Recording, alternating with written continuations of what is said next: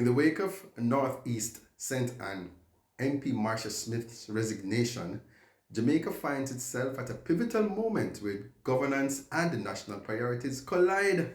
Yes, sir. The Jamaica Labour Party is moving forward with a by-election as constitutionally required, but with looming national challenges such as hurricane recovery and poor road infrastructure. Is this the right focus for the country? Today on Inside Business, we'll delve into the implications of this move and what it means for Jamaica's democracy. Make we talk.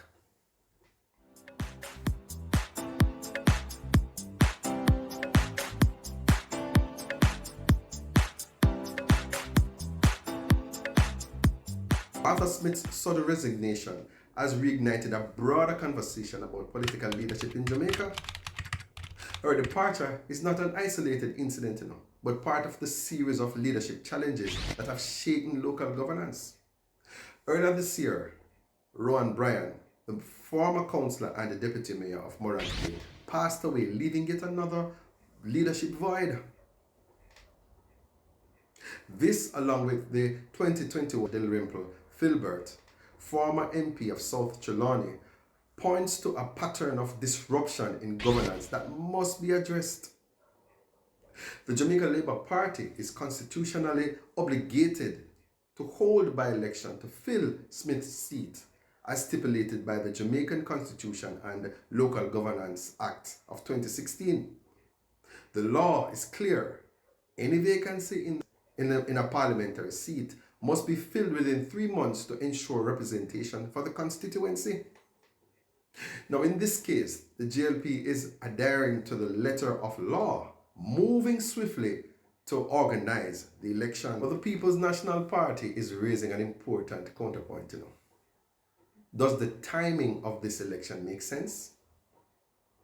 The by-election is estimated to cost taxpayers 25 million Jamaican dollars, a significant expense when the country is grappling with pressing issues. The roads are in poor conditions.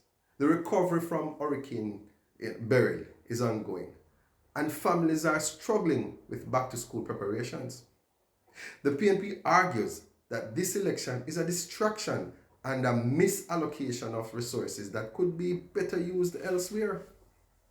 Moreover, the PNP highlights that this is not the only vacancy in the country. Several seats, both at the parliamentary and local government level, remains unfilled, and no decisions have been made regarding their by-elections.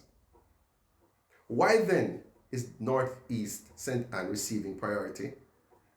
Is this truly about fulfilling democratic duties, or is it about political maneuvering during a time of crisis? That's what the PNP on the surface, the JLP is following the law.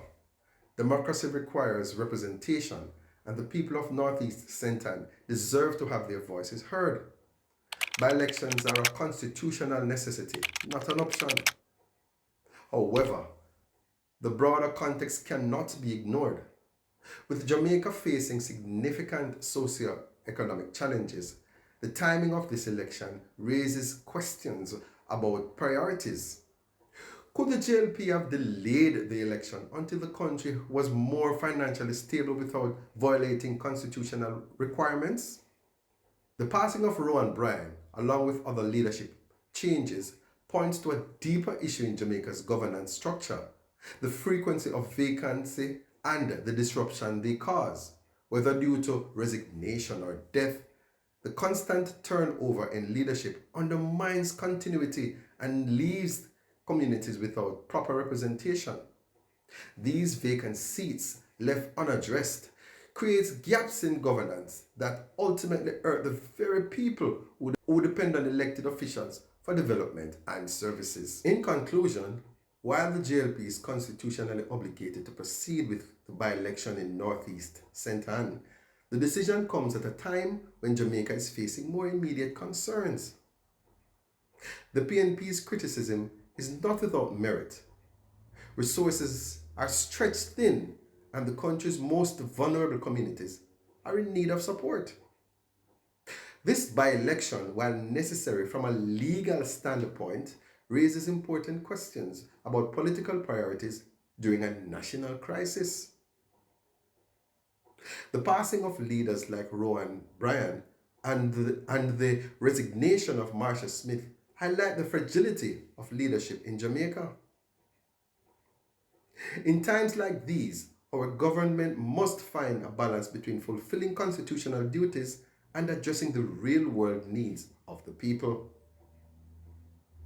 Elections might be necessary, but so too is stability, and it is up to both parties to ensure that governance serves the people above all else. This is Ozzy G. Thanks for listening.